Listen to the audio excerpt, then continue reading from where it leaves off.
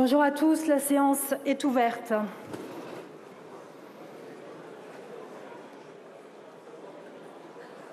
En application des articles 29 et 30 de la Constitution, je déclare ouverte la session extraordinaire convoquée par décret du Président de la République du 27 août 2025. Je vous indique que j'ai reçu du Conseil constitutionnel communication de 3 décisions déclarant, en application de l'article LO 136-1 du Code électoral, Madame Brigitte Barège, Monsieur Jean Lossuc et Monsieur Stéphane Vogetta inéligibles pendant 1 an à compter du 11 juillet 2025 et en conséquence démissionnaires d'office. Acte a été pris de ces communications au journal officiel du 12 juillet 2025. Allez, s'il vous plaît. C'est une séance importante. Je vous remercie de garder le silence. L'ordre du jour appelle la déclaration de politique générale faite en application de l'article 49, alinéa 1er de la Constitution, le débat et le vote sur cette déclaration. La parole est à Monsieur le Premier ministre.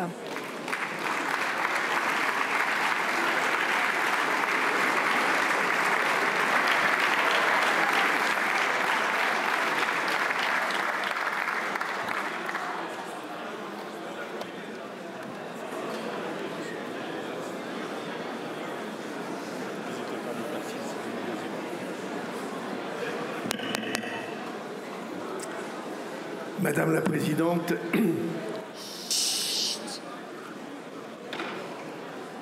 Mesdames et Messieurs les députés,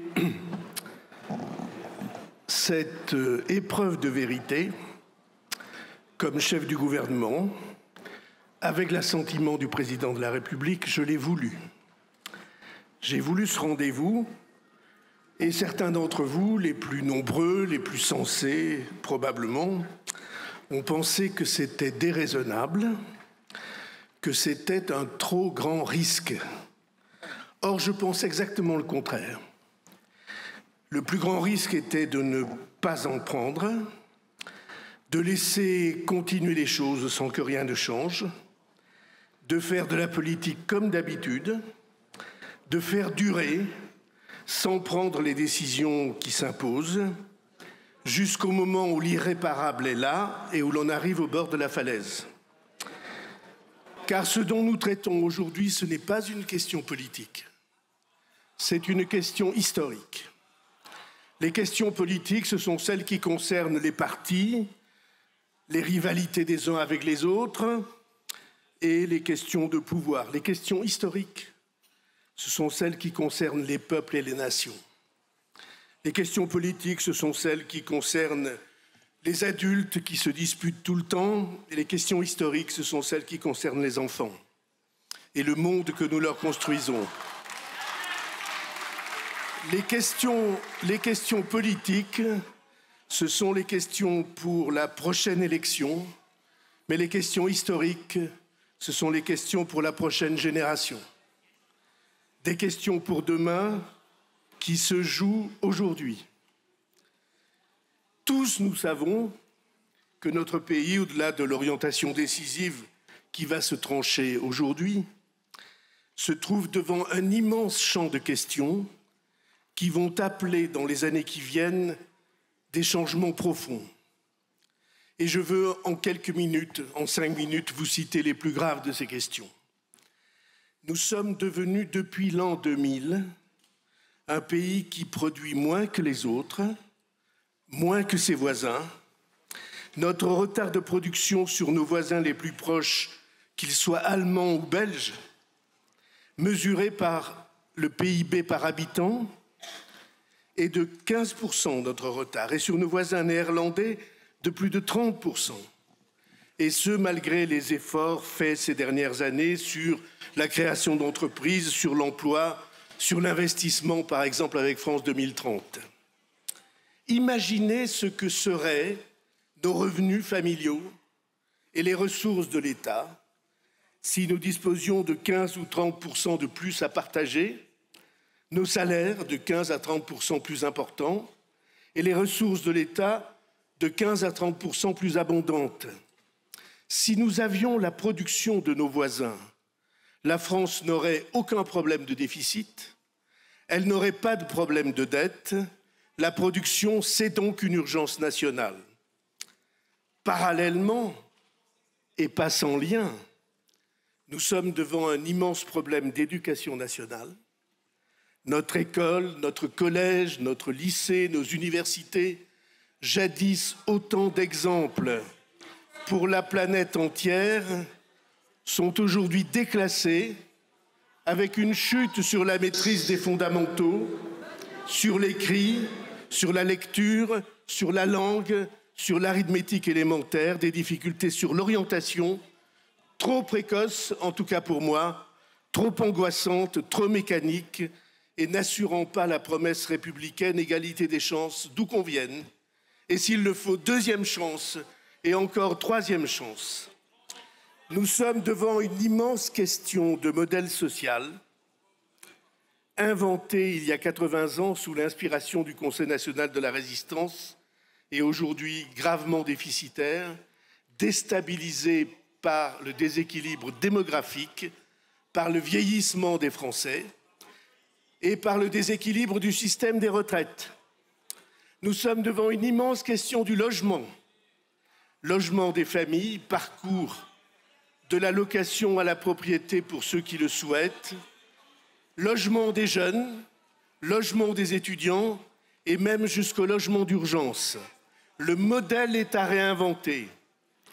Nous sommes le pays du monde qui a le mieux identifié l'enjeu écologique, le développement durable, la production décarbonée. C'est une fierté, mais en un temps où cet enjeu est battu en brèche partout sur la planète, c'est un défi de mobilisation générale. Nous sommes devant une immense exigence et une inquiétude liées à la sécurité de tous les jours, au respect de l'intégrité des biens et des personnes. Et nous savons que cette inquiétude, c'est d'abord celle des plus fragiles, et donc sécurité et justice, ce sont les deux faces de notre premier devoir d'État. Nous sommes devant la question que les migrations posent à notre pays et à nos sociétés. Les migrations liées aux différences de développement, à la misère chez les uns avec une démographie expansive, à l'abondance chez les autres avec une population déclinante, sans compter la déstabilisation climatique. Nous avons donc deux obligations, contrôler et maîtriser les arrivées et intégrer ceux qui sont et seront là, les intégrer dans ma conviction, par le travail, par la langue, par l'engagement à respecter nos principes de vie. Et je dois ajouter l'aménagement du territoire dans l'Hexagone, avec des déséquilibres entre les métropoles et les nouveaux déserts français, transport, équipement, centres de décision. Les territoires sont en demande et ont souvent l'impression que nul ne les entend. Et nos outre-mer, avec des enjeux de vie quotidienne et de destin, dont nous savons qu'ils doivent être totalement réinventés, enjeu que le gouvernement a saisi dès son installation. Tout cela est immense et urgent. Magnifique cathédrale à reconstruire pour un peuple qui le mérite, un peuple avec des capacités à nul autre pareil, au premier rang du monde pour les sciences fondamentales, pour les mathématiques, pour la physique, pour la chimie, pour la génétique, pour la pharmacie et pour les technologies, pour le quantique, pour l'algorithmique, pour la robotique, au premier rang dans le monde industriel à l'égard des empires, pour le spatial, pour l'aviation, pour les hélicoptères, pour la construction navale, pour les sous-marins, pour les centrales nucléaires. Mais tout cela, c'est une économie qui a conquis les sommets et qui doit reconstruire les camps de base, rééquilibrer son commerce extérieur, à commencer par le développement de l'agriculture, de l'industrie, de l'automobile, tout secteur où nous avons des atouts à l'équipement de la maison dont nous sommes presque absents. Mais tout cela, toutes ces questions sont aujourd'hui soumises. Allez. Ça me donne l'occasion de boire, c'est une bonne idée. Madame Chikirou, vous n'avez pas la parole. Merci de laisser Monsieur le Premier ministre s'exprimer. Mais tout cela, toutes ces questions sont aujourd'hui soumises à la question dont tout dépend, à la question vitale, d'urgence vitale, où notre pronostic vital est engagé, dont dépend notre État, notre indépendance, nos services publics, notre modèle social. C'est la question de la maîtrise de nos dépenses, la question du surendettement. Votre soutien, l'accord minimal sans lequel je ne pourrais pas poursuivre ma mission, je le demande à l'Assemblée nationale sur un seul point, mais décisif, le constat de la situation du pays. La France n'a pas connu de budget en équilibre depuis 51 ans. Depuis 51 ans, tous les ans, les dépenses s'accroissent, les déficits se répètent et les dettes s'accumulent.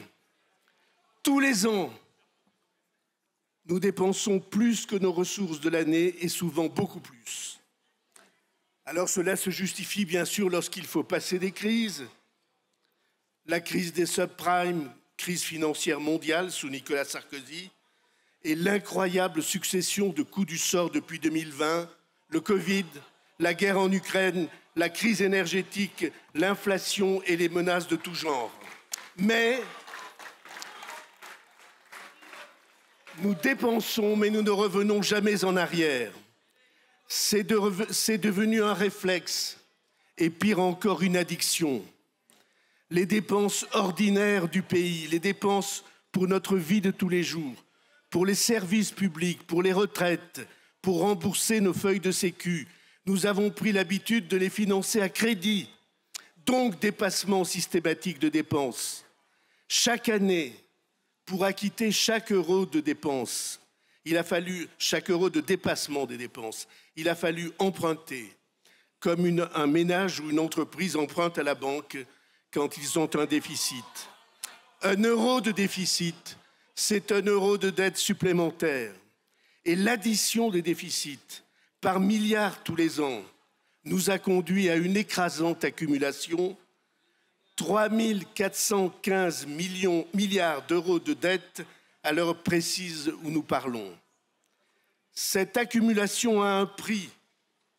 C'est la ponction que le service de la dette représente tous les ans, ce qu'il faut payer aux créanciers pour les intérêts et la part de capital qu'on doit rembourser. Et cela, on est obligé de l'acquitter, sinon c'est la banqueroute.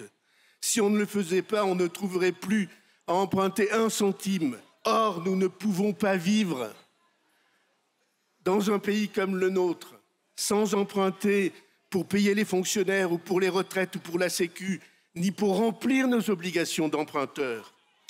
D'ores et déjà, nos obligations de remboursement annuel et part à rembourser du capital dépassent, et de loin, dépassent ce que notre pays produit en plus chaque année par sa croissance, par ses progrès, en plus de l'année précédente. Il faut avoir les chiffres précis en tête, parce que ces chiffres ne sont pas du tout abstraits. Ils disent une chose évidente et que nous ne pouvons pas faire semblant d'ignorer. Chaque année, à notre rythme annuel de croissance et d'inflation, chaque année, la France, en plus de l'année précédente, produit pour un montant de 50 milliards d'euros environ. Face à ces 50 milliards, en moyenne, en 2020, les annuités qu'il nous fallait verser représentaient environ 30 milliards par an. 50, 30. En 2024, c'était 60 milliards. Cette année, 67 milliards. L'année prochaine, en 2026, 75 milliards. L'année suivante, 85 milliards. Et à la fin de la décennie, dit la Cour des comptes, 107 milliards. 50 milliards créés par le travail, plus de 100 milliards transférés à nos créanciers. Le double. Autrement dit, tout le travail, l'inventivité du pays pour progresser pendant une année, tout ce progrès que nous voulons pour les nôtres, pour nos enfants, est entièrement reversé à nos créanciers. Et la majorité de nos créanciers, 60%, sont étrangers. Ce sont donc des dépenses obligatoires totalement improductives. Pas un emploi de plus, pas un service amélioré, pas un équipement mis en place. Notre pays travaille, croit à s'enrichir et tous les ans s'appauvrit un peu plus. Mesdames et messieurs les députés, c'est une silencieuse, souterraine, invisible et insupportable hémorragie. Et si c'est insupportable, on ne doit pas le supporter. C'est le sens de la déclaration du gouvernement devant l'Assemblée nationale. Comme capitaine du navire informé de la voie d'eau, qui s'élargit sans cesse, du flot qui envahit nos cales, je dis que notre devoir est d'abord et tout de suite de nous mettre à l'étancher et de nous y mettre tous. Alors, on me dit, mais c'est pas urgent, ça peut attendre. Vous êtes trop impatient, vous voulez aller trop vite. Le bateau flotte encore. Il ne faut pas troubler les passagers et l'équipage. Là est précisément la confrontation des points de vue. Là est la prise de responsabilité de chacun. Je dis au contraire que si nous voulons la sauvegarde du navire sur lequel nous sommes et sur lequel sont nos enfants, il faut agir sans retard. Et ce n'est pas hors d'atteinte. Cela demande seulement la mobilisation de tous et un effort modéré de chacun si l'on s'y prend à temps. Mais il convient même brièvement d'élargir l'analyse, de dépasser les conséquences que je décris sur la vie des Français et d'envisager, je veux le faire devant vous, ce que seraient les conséquences sur le destin de la France. Nous tous, d'où que nous venions, nous sommes les héritiers de la France. C'est ce destin unique entre les peuples, d'une puissance moyenne par le nombre de ses habitants, mais à vocation universelle, qui nous a fait ce que nous sommes. Et aujourd'hui, le destin de la France, notre nation écrite dans l'histoire, se trouve menacé par nos quotidiennes impérities.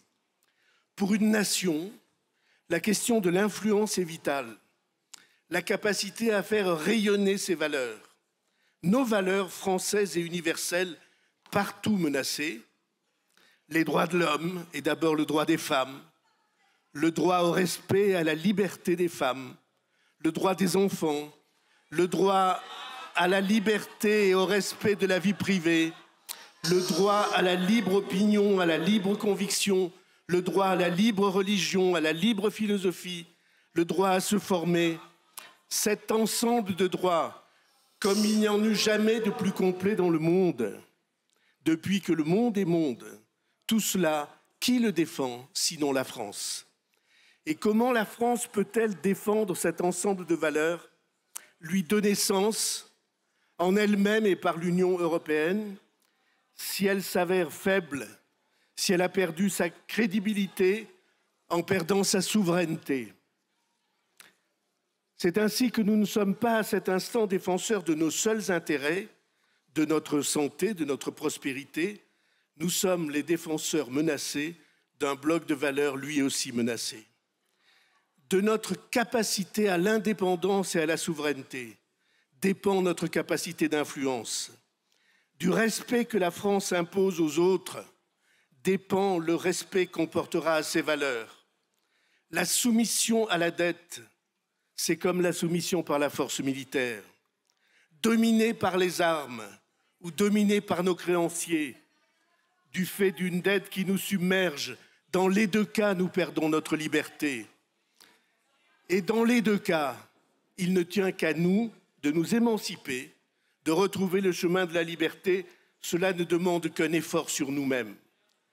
C'est pourquoi la France, sous l'autorité du président de la République et par le vote des parlementaires, a choisi un plan d'équipement de ses armées, de ses hommes et de ses matériels, la loi de programmation militaire. Cette loi, vous le savez, il est nécessaire non seulement de la respecter, mais de l'abonder par des investissements complémentaires décidés en raison des dangers de toute nature auxquels notre pays et notre continent sont exposés. Ces investissements complémentaires nécessaires sont inscrits pour 3 milliards supplémentaires dès cette année dans le plan que nous avons présenté aux Français au mois de juillet. C'est pourquoi, de la même manière, le gouvernement propose un plan pour aller vers le désendettement, pour que la France échappe en peu d'années à l'inexorable marée de dettes qui la submerge. En 4 années, et c'est un délai raisonnable dans la vie d'un pays et de ses habitants, ce n'est pas que nous n'aurons plus de dettes, mais notre dette n'augmentera plus. Et voilà le plan. Atteindre en 2029 le seuil de 3% des déficits publics annuels, seuil à partir duquel la dette n'augmente plus. Et si la dette n'augmente plus, alors le travail des Français, leur inventivité, leur créativité, leur confiance retrouvée remettront le pays à flot et nous le croyons plus vite qu'on ne croit. Tout nous y invite, les technologies d'un monde qui va de révolution en révolution, l'intelligence artificielle, notre créativité intellectuelle, culturelle, artistique, notre recherche. Si nous savons nous libérer de ces chaînes qui nous entravent, alors tous les épanouissements seront ouverts aux Français d'aujourd'hui et aux générations qui viennent. Tout est prêt, tout est en germe, ne manque que la détermination de ceux qui veulent en sortir. Cela oblige à des efforts, mais des efforts modérés, je le disais, des efforts qu'un pays doit considérer supportables, dépenser un peu moins que ce qui était attendu ou programmé, freiner les dépenses, les étaler dans le temps, mais affirmer devant nos concitoyens et à la face du monde que si personne ne sera abandonné, ce sont d'abord et avant tout les plus jeunes d'entre nous dont nous devons nous occuper. J'ai été frappé des messages que j'ai reçus pour avoir évoqué les plus jeunes et le poids qui pèse sur leur génération. Ils portent, les plus jeunes, ils portent et vont porter pendant 20 ou 30 ans, ou davantage encore, le poids des milliers de milliards de dettes que leurs aînés ont contractées et qu'ils vont, eux, devoir endosser. Elles n'ont pas été contractées pour équiper le pays comme il aurait fallu, pour décider de leur avenir. Ces milliers de milliards de dettes ont été consacrées à éponger les dépenses courantes de la vie de tous les jours qu'un pays normal devrait assumer à chaque génération pour son compte. Depuis des décennies sur ce point, nous avons rompu le contrat de confiance entre générations qui est la base du contrat social. J'ai été frappé de vérifier combien les jeunes se sentent génération sacrifiée. Ils disent « nous n'aurons pas de retraite ». La retraite, ça ne sera jamais pour nous. Et le double enjeu qu'ils rencontrent aujourd'hui, oui, je sais très bien que vous voulez qu'on augmente encore les charges sur leurs épaules. Eh bien, nous croyons exactement le contraire. Nous pensons qu'il faut les alléger de manière qu'ils soient libérés de l'esclavage dans lequel on les plonge.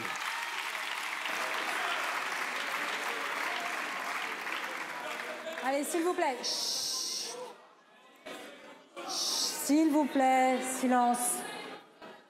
Il est simple d'évoquer devant vous le double enjeu que ces jeunes rencontrent et souvent le double échec dans la recherche du travail et la recherche du logement dans certaines villes et certaines régions, et sans compter le logement étudiant.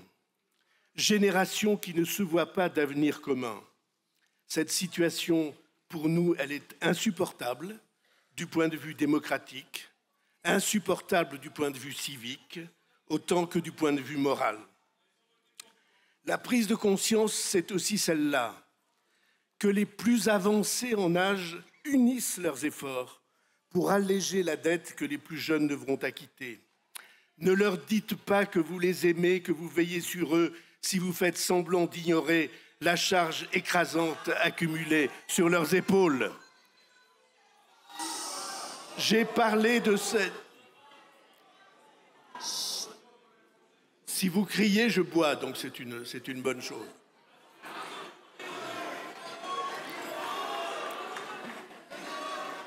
Allez, s'il vous plaît, mes chers collègues. Je viens de parler de prise de conscience. Allez. Et ayant vécu ces derniers mois cet exercice inédit et je crois sans précédent de transparence entre citoyens, j'ai vu la puissance des forces qui veulent qu'on continue à fermer les yeux. Alors certes, il y a un fait nouveau. Depuis quelques semaines, depuis que nous avons commencé ce travail, la première phrase de cela est devenue « Nous ne nions pas la situation ». Mais ils ajoutent aussitôt « Nous sommes en désaccord avec la méthode, avec les décisions prises, avec le rythme du désendettement, avec l'identification des causes, et nous combattrons cela de toutes nos forces, et c'est pourquoi nous voulons faire tomber ce gouvernement qui nous invite à l'effort. » Les uns disent, et ne croyez pas que j'ignore l'efficacité du discours, ce sont les immigrés qu'il faut mettre à contribution. Ce sont les étrangers qui sont la cause de tout. C'est auprès de cela que nous gaspillons notre argent et qu'il faut taper dans la caisse. Ou bien, variante de la part des mêmes, c'est l'Europe, nous nous ruinons à respecter nos engagements. 20 milliards là, 10 milliards ici, et en effet, c'est plus facile. Je suis d'accord, je l'ai dit, pour qu'on vérifie mesure par mesure s'il y a des anomalies, des injustices au détriment de nos compatriotes. J'ai pris la décision d'intervenir à ce sujet cette semaine sur l'aide médicale d'État pour faire entrer dans la norme le rapport présenté par Claude Évin et Patrick Stefanini. Et j'ai été heureux qu'ils rappellent que c'est le premier gouvernement qui prend en compte leur rapport depuis 2 ans qu'il a été déposé. Mais j'ai entendu des voix qui disaient « tout ça nous soulève le cœur ». En tout état de cause, l'addition des économies est très loin de représenter un ordre de grandeur à la dimension du problème. Ou bien, autre discours, ce sont les riches qu'il faut faire payer. Et là encore, je ne sous-estime pas l'efficacité du discours. Bernard Arnault est devenu figure emblématique. Lui et ses semblables sont devenus les cibles emblématiques d'une pensée magique. Ils sont comme ces poupées vaudou dans lesquelles on plante des aiguilles pour les atteindre, j'imagine, au portefeuille. On m'accordera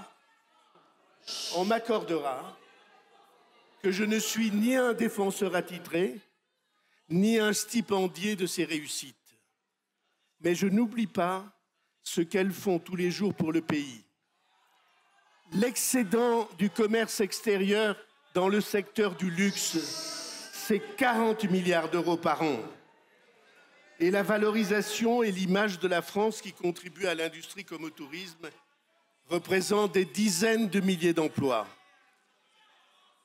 Alors on nous dit qu'il suffit de prendre ce qu'ils ont, ou une large part de ce qu'ils ont, ou chaque année 2% de ce qu'ils ont, et les problèmes de la France seront réglés. On oublie 2 choses essentielles. La première est qu'un pays comme le nôtre a besoin d'investisseurs. Le 1% des plus hauts contribuables assume une large part de l'investissement privé dans l'appareil productif en France. Et on oublie une deuxième conséquence. Dans le monde de frontières ouvertes où nous vivons, ceux qui sont ciblés ont une réplique très simple et très immédiate. Ils déménagent. Ils ont pléthore de pays où ils peuvent trouver un refuge fiscal. En Europe même, le Luxembourg, la Belgique, les Pays-Bas, pour les entreprises, demandez à nos voisins britanniques. Ils ont décidé de taxer les étrangers qui étaient exonérés de fiscalité. Ceux-là ont déménagé. La conséquence immédiate a été l'explosion du prix de l'immobilier à Milan. Mentionnons au passage, et François Hollande le sait bien, que ce type de fiscalité est interdit par le Conseil constitutionnel, qu'il a depuis longtemps déclaré confiscatoire et donc inconstitutionnel. Mais je réaffirme ici. Allez, chacun pourra s'exprimer le temps venu, s'il vous plaît. On écoute le Premier ministre dans le calme. Merci. Chut. Allez. Mais je veux réaffirmer ici qu'il conviendra de trouver un type de contribution qui fasse que les très hauts revenus et les très hauts patrimoines soient appelés à participer spécifiquement à l'effort national et qu'un travail en profondeur soit conduit pour éviter que soient mises en place ou que se perpétuent des stratégies d'optimisation fiscale manifestement anti-égalitaires et bien que juridiquement correctes, moralement discutables. Et j'ai proposé dès la mi-juillet que les commissions parlementaires soient invitées à participer à ce travail de mise au point de cette fiscalité de solidarité. Les solutions de facilité, celles qu'on vante aux Français à longueur de discours, ne suffiront jamais. Notons au passage qu'entre ceux qui affirment « nous allons instituer 20 ou 30 milliards d'impôts nouveaux » et ceux qui stipulent « pas un euro d'impôts supplémentaires », entre ceux qui disent « nous allons prendre les ressources dépensées pour les étrangers » et ceux qui déclarent qu'ils s'y opposeront jour et nuit et jusqu'au bout, la conjonction des forces qui annoncent qu'elles veulent additionner leur voix pour faire tomber le gouvernement, c'est un tohu-bohu qui se prépare pour la France. Et pardonnez-moi de le rappeler à ce moment,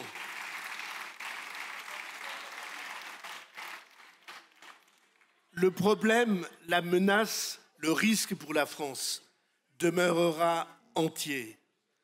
Parce que, mesdames et messieurs les députés, vous avez le pouvoir de renverser le gouvernement, mais vous n'avez pas le pouvoir d'effacer le réel.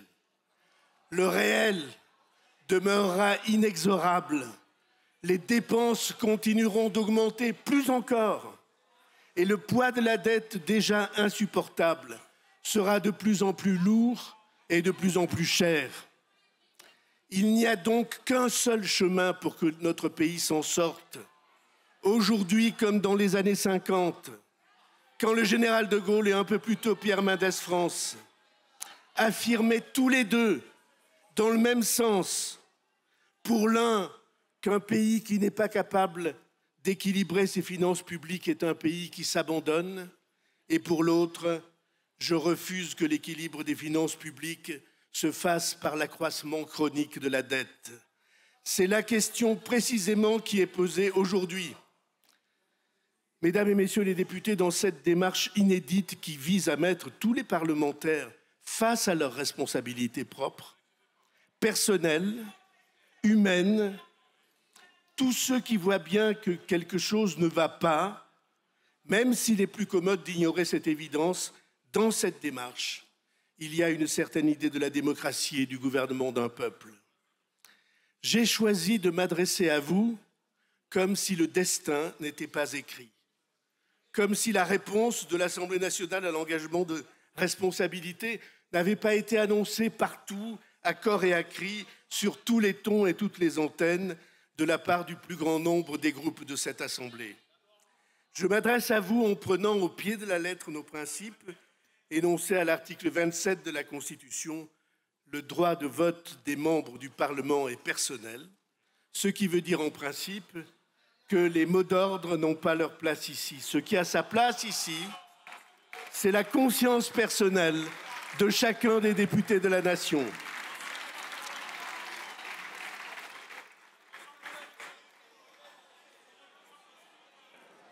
Tous les partis politiques qui ne font pas partie du gouvernement. S'il vous plaît. S'il vous plaît. Tous les partis politiques qui ne font pas partie du gouvernement ont annoncé leur décision de renverser ce gouvernement. Exploit tout relatif, permettez-moi de le signaler, puisque ce gouvernement est sans majorité, ni majorité absolue, ni majorité relative, gouvernement dont la chute irrévocable, je le sais bien, était annoncée depuis la première minute de son existence. Je veux apporter ici une précision. J'ai une haute idée des mouvements politiques. Je me suis engagé quand j'avais à peine plus de 20 ans dans celui auquel j'adhère encore aujourd'hui. Je ne l'ai jamais quitté. Je l'ai défendu quand nous n'étions qu'une poignée à y croire encore. Je l'ai porté envers et contre tous. Et je suis fier de la génération de responsables qui m'entourent aujourd'hui. Et je suis certain que sur beaucoup de ces bancs, le même sentiment d'intime fidélité et de fierté avec le parti auquel vous adhérez est partagé. Mais les partis politiques ont aussi un défaut fondamental, qu'a si précisément vu, y compris à son détriment, le général de Gaulle. C'est que leur logique, toujours, les conduit à la division.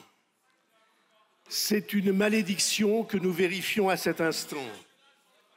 Notre pays a le plus urgent besoin de lucidité, il a le plus urgent besoin d'unité, et c'est la division qui menace de l'emporter, qui menace son image et sa réputation. Les forces politiques qui annoncent qu'elles vont faire tomber le gouvernement, ce sont les forces politiques les plus opposées entre elles, celles qui se désignent comme ennemies, celles qui sont incompatibles par les idées autant que par les arrière-pensées et qui échangent d'un bout à l'autre de l'hémicycle les injures et les mises en cause. Ce qu'elles préparent,